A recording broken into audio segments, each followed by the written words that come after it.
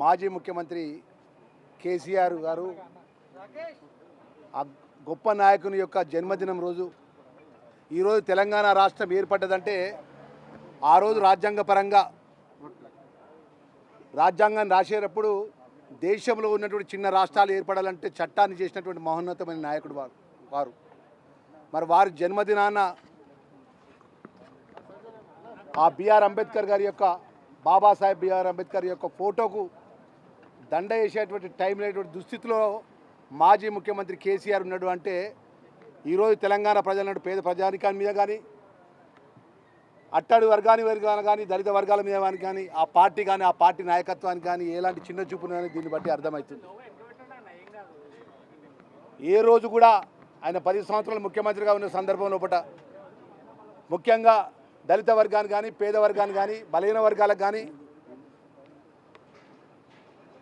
మేలు చేసినటువంటి ఒక్క అవకాశం కూడా లేదు. ఈరోజు ఇది ఉదాహరణగా ఇది సరిపోతుంది.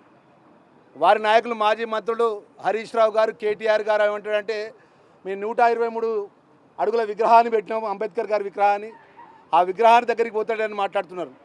ఈరోజు ఒక ప్రజాస్వామ్యం లోపల ప్రధాన ప్రతిపక్ష పార్టీ, ఒక రాజ్యాంగ నిర్మాత, దేశంలో ఉన్నటువంటి గొప్ప చట్టాలను చేసి ప్రపంచ దేశాల్లో ఉన్నటువంటి అమెరికా దేశాలటువంటి గొప్ప దేశాన్ని కూడా అంబేద్కర్ గారి యొక్క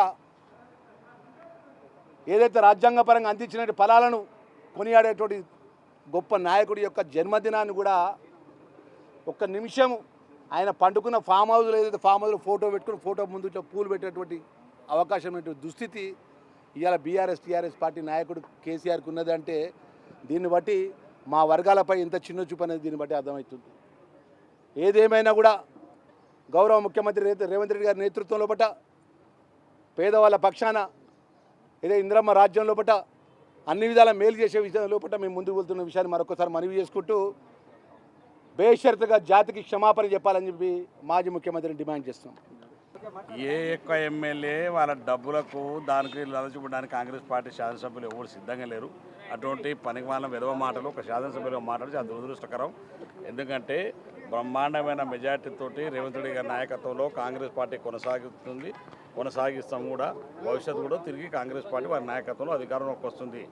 ఏ ఒక్క శాసనసభ కొత్త ప్రవారి వాళ్ళకి చెప్తున్న వాళ్ళ నాయకులకు వాళ్ళకి అందరికీ కూడా భ్రమలో ఉన్నారు.